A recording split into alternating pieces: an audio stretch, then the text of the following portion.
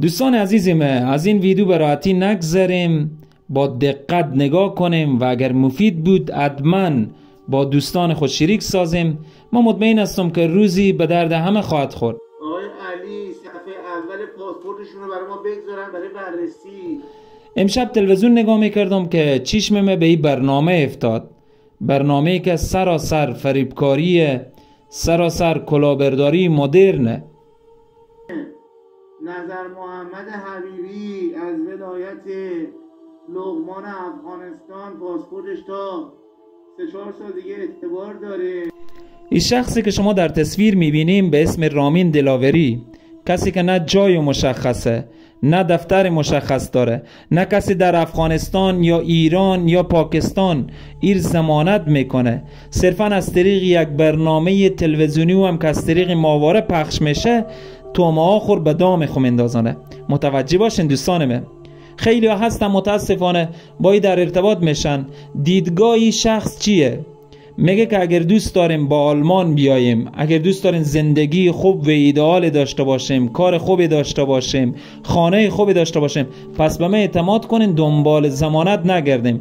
من شما رو با آلمان میارم، به من اول مقدار پولی واریز کنیم، بعد من کارا شما رو انجام میدم، به ظرف 2 ماه، 1 ماه، 10 روز، 6 روز شما رو به آلمان میارم و بقیه پول خوب بدیم. خب خیلی ها متاسفانه هنوز هم که هنوز باور میکنن حرفای آدم فریبکاره و پول واریز میکنن و وقتی واریز کردن دیگه هیچ ارتباطی نمیتونن با ای داشته باشن.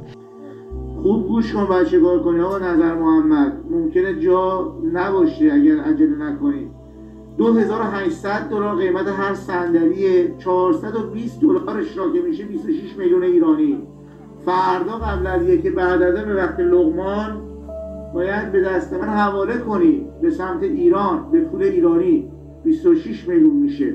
بیجتش در تلگرام برای من عکسشو بذاری که من فردا شب یکی از این صندلیایی که باقی مانده رو به این شماره پاسپورت شما که آخرش 09 هست پیوستم و شما رو از لغمان به ایران بیارم که از اون برم به سمت آلمان تحویلت بدم. من میتونم با صراحت کامل بگم که هیچ ایرانی با این شخص فریبکار در ارتباط نمیشه، اعتماد نمیکنه، پیام نمیفرسته، چیجا برسه باز اطلاعات بفرسته. چرا؟ چون این شخص فریبکار در ایران به قول خود ایرانیان خیلی یار نقره داغ کرد، با وعده و ایدای عجیب و غریبی که میداد، با باغ و سبز سرخایی که نشان میداد و با او فریبکاری های مدرن و ترفندهای مدرنی که داشت پول خیلی یار بالا کشید. پس همه شناختن در ایران. ما امیدوار هستم که من و شما هم بشناسیم. اگر تصمیم به اروپا رفتنم نداریم، صرفا میخوایم به عنوان سرگرمی با در ارتباط باشیم، این کار را نکنیم، از این اشخاص دور بگردیم. شما در ارتباط میشین و برنامه نداریم و از مکر و فریبکاری شخص آگاه هستین، ولی زمین سازی میکنیم که اشخاص و افراد بیشتر بالاخره جذبی برنامه بشن، جذب صحبتای آدم بشن و از او شماره کارت درخواست کنن، طلا خور بفروشن، خانه خور بگیره و بدم و به این پول بفرستم. بعد که پول فرستادم، واریزی فرستاده شد، تمام ارتباطات قطع بشه، تمام ارتباطات مسدود بشه. این شخص مسکین و فقیر و بیچاره چه کار کنه؟